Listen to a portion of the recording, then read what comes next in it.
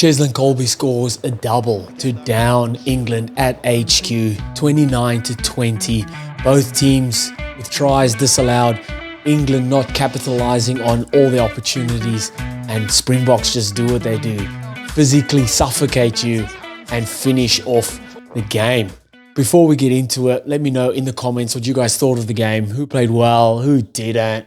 Who was your man of the match? How did you see the game went? What did you think of the ref? I want to know about it all. Let me know in the comments.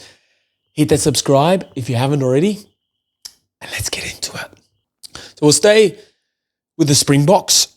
I thought early on they were flying out in defense and getting caught a couple of times out wide. There's a few passes over the top, or whether it was those back plays that England plays so nicely, getting caught, Springboks really pushing in from the outside and then leaving out wide, like space out wide for England. They got quite a lot of meters down the edges there. And that's also how they got caught out that first with Marcus Smith creating that first try for Ollie Slightholm. They pressing up hard, but not pressing up again on both sides of the ruck. And he come around the short side and they just got outnumbered their drawn pass and Slightholm scored.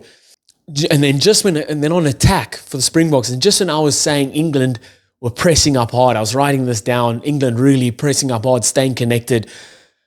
They didn't. Grant Williams bust through. So what he did beautifully there was he picked the ball up and he picked off that disconnect in England's defensive line. So Chandler Cunningham South has shot out to meet who he thinks the ball carrier is going to be.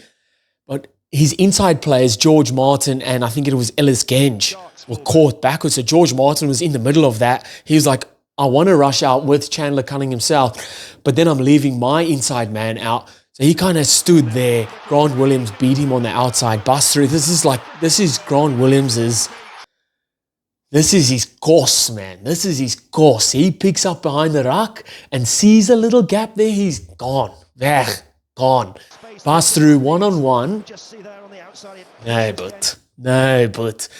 Little off the left dish and goes under the post. Beautiful. Leads Freddie Stewart for dead there. That was just, like I said, it's Grant Williams' course. If he picks up behind the ruck and sees a little gap there, he's gone. He's gone.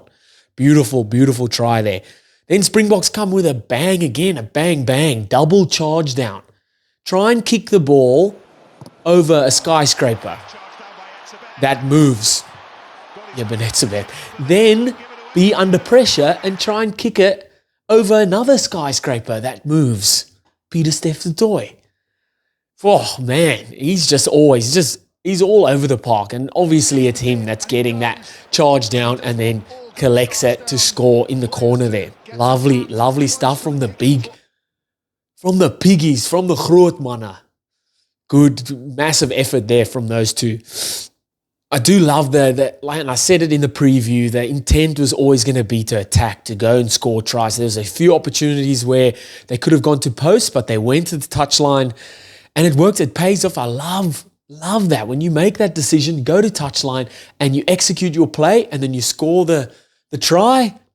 Absolutely love it. So they went to touch, more 5 meters out, few pick and drives, and they play it deep back to Mani Lebok and a beautiful cross kick for Cheslin. Cheslin steps Freddie Stewart before he caught the ball. Oh, it's a dish, then caught it and he almost stepped backwards and went over untouched. Beautiful, beautiful there. The contestable high kicks I thought weren't working too well for the Springboks. Freddie Stewart and Tommy Freeman were fantastic in the air. Freddie Stewart really bossing the aerial battles there. Jasper Wiese was an absolute menace, I thought, with ball in hand. He must be clip-hard, like this. Clip-hard. It's like tackling a fridge. That's Jasper Wiese. Try and tackle a fridge that's moving. Whew, very, very strong with ball in hand. The Curtly Orenson no try. So the try got brought or disallowed for the forward pass. What I love though about this, and it shows the involvement of South Africa's attacking shape and their attacking intent and what they're trying to create for these out-and-out finishes for guys like Kurtley Arendse and Cheslin Kolbe, is sucking defenders in, creating a situation where Kurtley Arendse or Cheslin Kolbe is one-on-one with a defender. Because who are you going to back? You're going to back these speedsters, these guys that can finish, that can step someone in a phone booth, can run around you in a phone booth. And that's what they did really well. It was just poor execution on that last pass from Fassi. He usually nails that. It was forward. It was given forward, it's forward. Just that last pass. Otherwise, that was a beautiful set play, or just showing their attack shape and how they creating space for their finishers. And why wouldn't you, man? These guys are just the best of the best with ball in hand. I thought they were getting caught out a couple times at ruck time. Needed to secure the ball a bit more. But, I mean, that is credit to the guys like Underhill and Ben Earl, those guys who are really attacking South Africa's ball. Manie Libbok, oh, man, I don't know. I feel like if I say anything, people are just going to come for me again. Manie Libbok's fan club is just, I don't know what they're going to say this time. Kicked 50% off the tee, 2 from 4. Yes, he got 1 try assist with that cross kick, but that was it. There's a couple cross up and under kicks that went almost backwards. A few handling errors. Not really good. Paulies came on. First thing he did was kick the 50-meter penalty kick. Calmed everything down. It looked like he just took hold of the situation. Just calmed it all down. Look, Springboks were probably never in a situation where we were going to lose this game. But there was a little bit of like, you know, what's going on here? A bit of chaos there around that 40-minute mark. And Paulies just came and calmed everything down. I'm not convinced Libbok is the man. If Sasha Feinberg and Gumuzulu is not there, Paulies needs to start. Sorry, Manie Libbok fan club, but that's what I think. And what do I know about rugby? Malcolm Marx, I thought, was immense when he came on, really good over the ball. And can we talk about Cheslin Kolbe's second try quickly? Oh, man, vintage Damien de Allender. Oh, man, that is Ike's Damien de Allender. That is red Currie Cup ball VP Damien de Allender. The little shimmy, the bust through the tackle, the shoulders down. Isha, bust through 2 guys. Drawn past. Cheslin Kolbe still had a bit of work to do. A little steppy there. Goes into the corner. But that was Damien de Allender. That was lovely, fella. Lovely stuff. And then great defense in the last 10 minutes. Opportunities for England to score, but Springboks hold them out. Knuckle down on the defense, then come away with a win. Andre Pollard kicked well off the tee. 2 from 2. Standouts, Eben and Erge were fantastic. I thought that combination is good. We've been wanting to see it for the longest time. It's the first time they've played together, and they played really well. I thought Jasper Wiese was an absolute handful, and then Damien de Allender was good in the backs. Obviously, Cheslin Kolbe as well. For England, come out firing like they have in the past couple of tests. Man, and then they just can't round it out. They can't finish it out, or they can't close games. They just can't. I don't know what it is, but they just don't seem to know how to win games. That's probably a fair statement.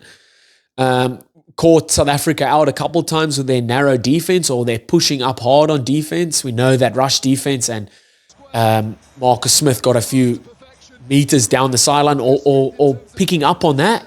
And then rushing down that sideline, especially that first try for Slytome's first try, come down the blind side, drawn pass, Slytome where it goes over the score and opens up the score. Like that, I was like, this is game on now.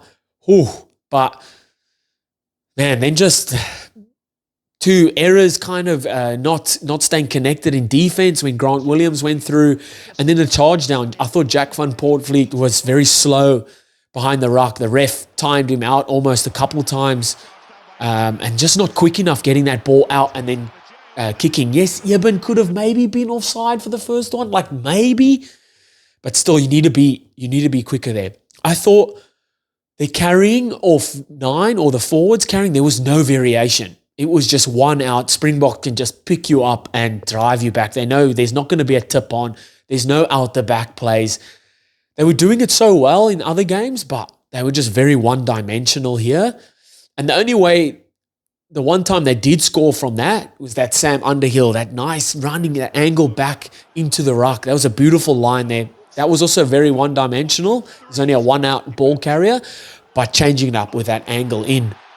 For the most part of it, it's just very 9. Van Boortvliet throws to the first forward, and they just truck it up. And Springboks love that. That's their dinner. That's just eating time. Let's get to work and tackle.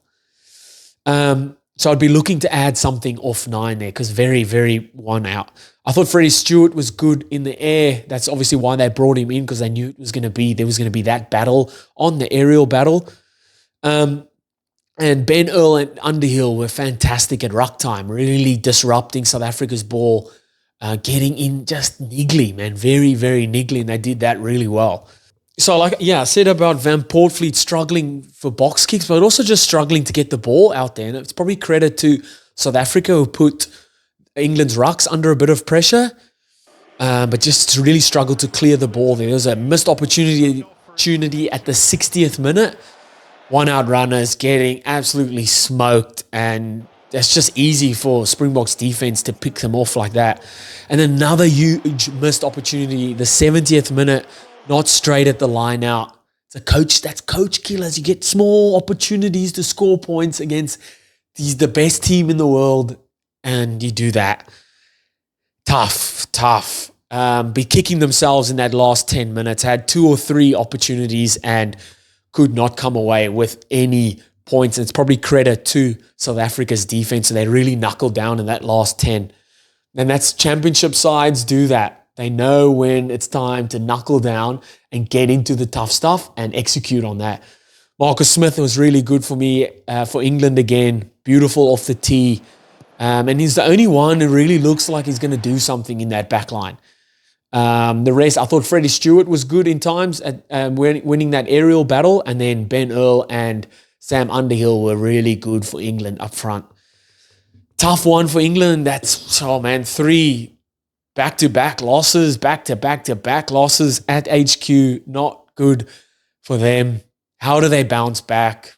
Who knows? Let me know in the comments. Hit that subscribe if you haven't. And I'll see you next time. Bye.